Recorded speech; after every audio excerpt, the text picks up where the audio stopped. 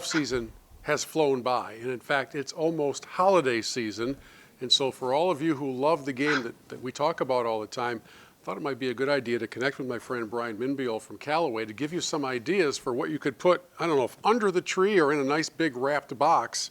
But that season is here. So what do you have for us heading down the home stretch of 2021? Well, it's been a fantastic year. Oh, man. And obviously our industry is booming and the sport is doing great, and we're thrilled to be a very significant part of that. But innovation never stops at Callaway. So It's the best year ever? Yes. Yeah. As a company, It's a pretty nice measuring stick. Yeah. The company did $21 million the year before I started. We do a little more than that now. Yeah, I would think so, each month. But what's been interesting is as you look at these individual categories, there's only 2 categories that we're not number 1 at yet, one of those being wedges. So having the genius of Roger Cleveland still designing our product and being the brain trust behind the wedge category, there's a new wedge that debuted at the Rocket Mortgage and is now fully at retail that has done even better than what I expected. We were able to get you a full toe for your own personal use, but this is a very unique product in that it is designed basically like the original Phil Mickelson wedge, which was utterly unique in that it had a very large, raised toe to it, had a significant amount of offset and a very rounded leading edge, designed by Phil and Roger in collaboration for probably the best short game player of my lifetime. Right. But it offered a lot of short game opportunities, but was very unique in its appearance. So it was almost an eye of the beholder product. What we have now in this version of full toe is, in my opinion, all the benefits of what that Phil Mickelson wedge brought to us, but in such a manner that this is a whole lot more accessible to a larger group of players. Let me ask you about this full toe idea, because from the amateur golfer perspective, it's hard to instantly recognize why this part matters. We're hitting the ball down here, generally speaking. Right. We'd like to think, why does this full toe matter? The larger the face, the more the effective hitting area.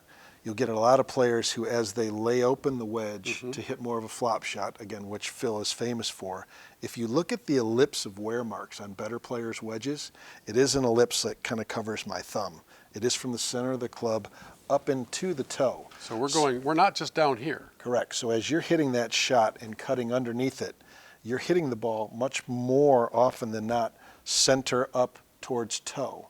So by having this raised toe, you've not only got effective hitting area, but as you see these scoring lines go all the way across the face, they don't have the typical goalpost boundaries that, of course, would incorporate no spin at all. Right.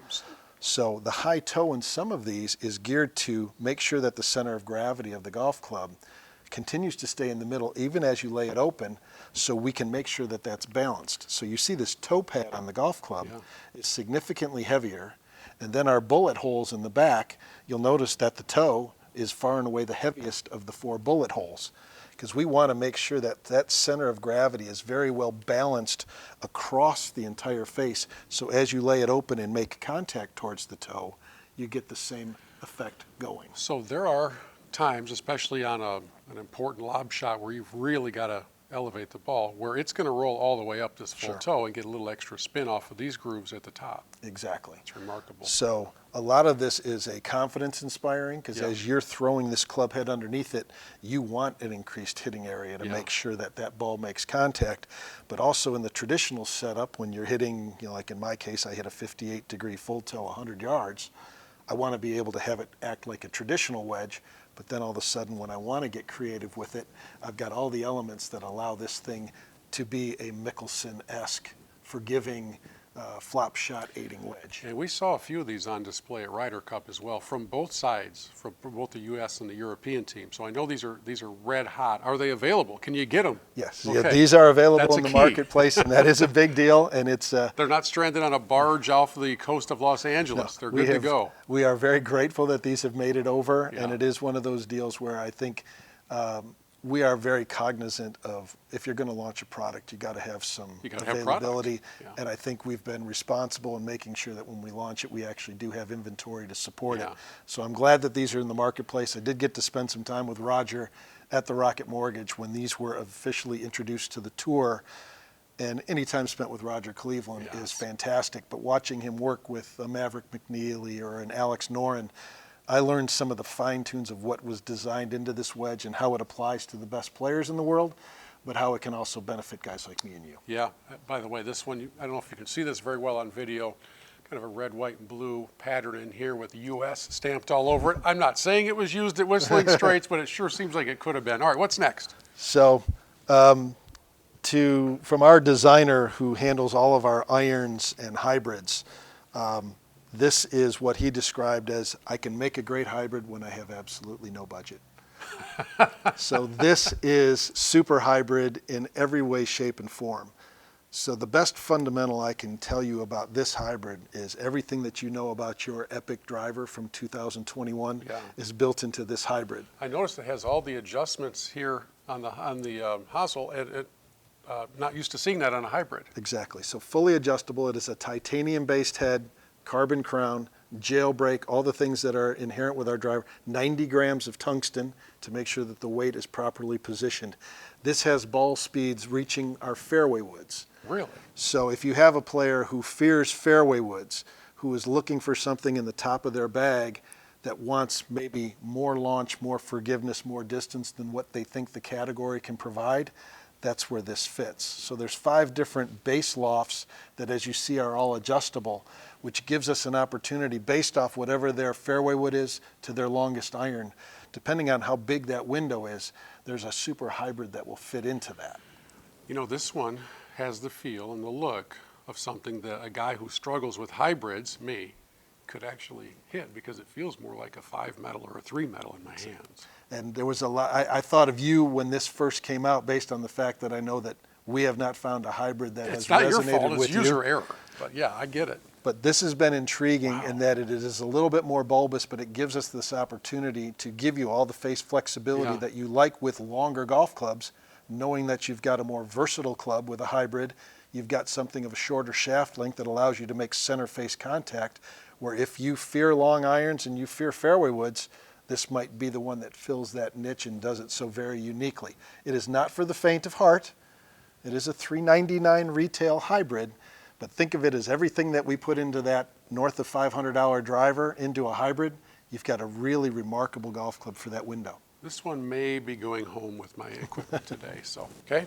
And last but not least, in our holiday preview, a growing category in our game. oh, we got a new head cover we have to show everybody first. You know, they always come out with pretty good color schemes here. So this is the Epic Star.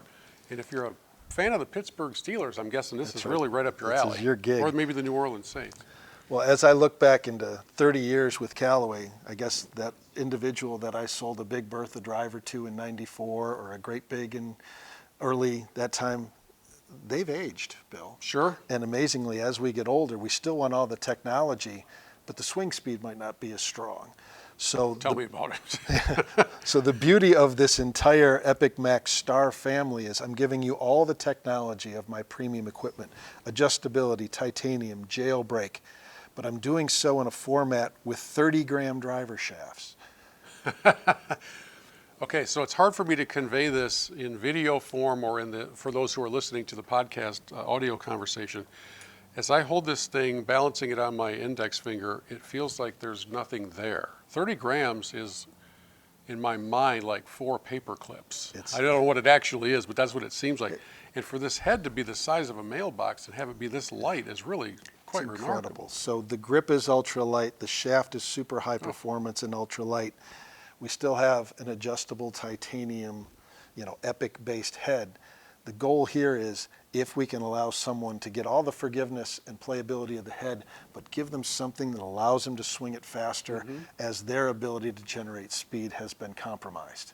So this is not a dummied down version. In fact, it's a very advanced version. The shafts and the grips at this weight, in our industry, if it's really, really light or it's really, really heavy, that's when the expense goes up. Okay. So it's a very expensive shaft to start with. But the goal is in a lot of ultralight golf clubs, you start to lose performance because the dynamic of the head is not what you would expect from the rest of the line. So we really have something here for that premium player who still loves our game, but wants to pick up the yardage that they feel their club head speed has lost them. Is there generally a speedometer gauge that one would use to think, my swing speed is now at 90, this is what I should be looking at, or is it not quite that delineated? I would think if you're anywhere like driver club head speed 85 and down, Okay. you would consider it. If you're 80 and down, you're absolute. Got it. Okay. So in this world, as was described to me very early on, if you want to pound a nail, don't lighten the head of the hammer, lighten the handle of the hammer. Okay. So these all swing weight and balance out like a traditionally weighted golf club. But when I can lighten this shaft engine, I really create some opportunities for club head speed. Now this beauty here, that's jewelry. Oh, this is so nice. This is the Epic Max 7-iron, and with this shaft and that head, this is just, I'm sure it's a great performing golf club, but it just looks really good. And I think in this world, part of this is there's an appreciation of this player of all the attributes that make a club not only super high performance, but look beautiful. Yeah. And in this idea, this black finish allows us to make an oversized head look reasonably small. This is loaded with tungsten. This is super high performance. The idea here is, can I create an iron that fits in line with this driver fairway wood hybrid family that encourages the ball to get launched, gives you tremendous forgiveness, but we're increasing distance through reducing the weight of the shaft rather than overly strengthening the loft. Because as your speed goes down, your ability to get the ball launched is compromised. Sure. There is a very specific category of slower swinging players, be it they senior men, women, but there's an opportunity where I think this needs to be tried in comparison to what they feel is their standard weighted product. Yeah.